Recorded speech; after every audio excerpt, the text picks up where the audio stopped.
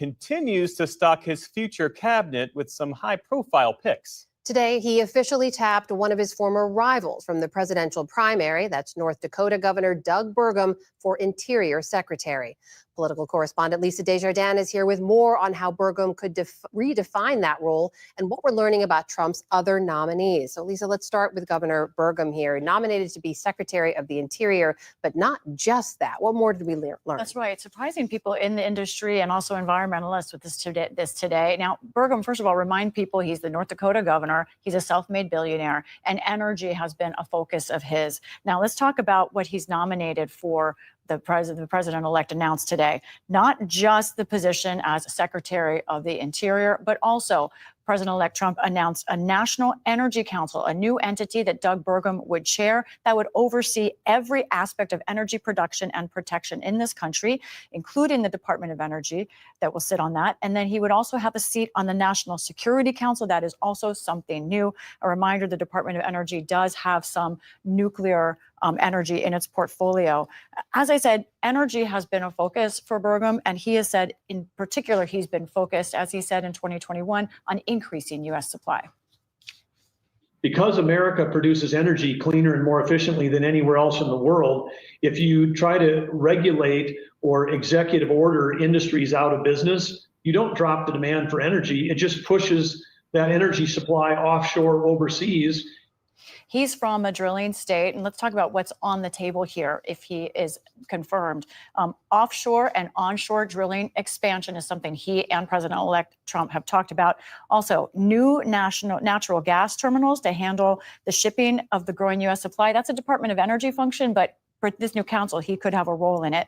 Also, changes to protected monument land. We would expect him and President-elect Trump to push for more drilling on those lands. Now, the U.S. is already the world's top producer of oil and of natural gas. But talking to folks in the industry, they say the Biden administration has held them back and held back the economy. They want Burgum and Trump to expand it. But environmentalists say, now, wait a minute, the Department of the Interior's job is to protect U.S. lands. They're worried that Burgum doesn't understand that mission and that all he sees is sort of fossil fuel and energy expansion. What about some of the other nominees? I know we've been tracking, there've been a lot of headlines about, in particular, the nominee for Attorney General, Matt Gaetz. Yeah, first I'm going to drop in two other names that we heard today as we refresh our phone as I'm talking to you to see if we get more. These are two important positions within the Trump White House. This would be the head of personnel, Sergio Gore. He used to work for Rand Paul on the Senate side, and Stephen Chung, longtime advisor, would be in charge of communications. Chung is particularly important because he is someone who has that bombastic, really kind of almost cutthroat tone on social media, and he would continue in that kind of role. Let's talk about Matt Gaetz, because a lot of people consider not including my Senate sources. There is an intense fight underway right now over what exactly senators will get to know about him before they have to decide if he should be Attorney General.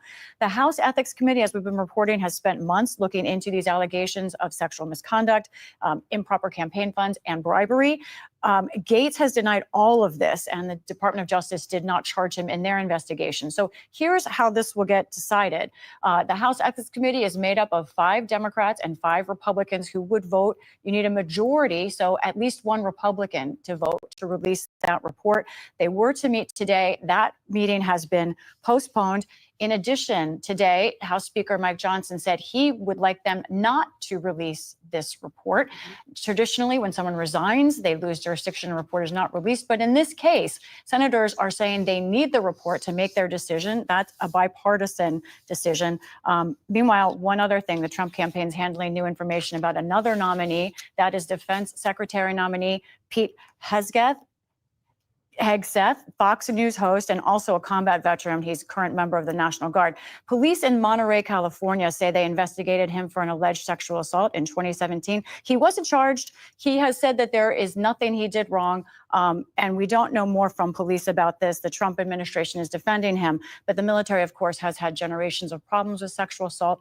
The fact that he has been charged and also experienced a charge is something worth considering. Lisa, where are Senate Republicans on all of this and how the process is unfolding? And also this idea of recess appointments, which allows Mr. Trump to bypass the traditional approval process. We're going to be talking a lot about this. Let me help viewers understand how this works. Recess appointments are appointments that avoid confirmation in the Senate, and both chambers would have to adjourn for 10 days. Nearly all Republicans must agree. Something else that we're watching is that President-elect Trump could try to keep people in office just in an acting status. Again, we're going to spend a lot more time breaking this down, and we know it's a big conversation on the Hill. All right.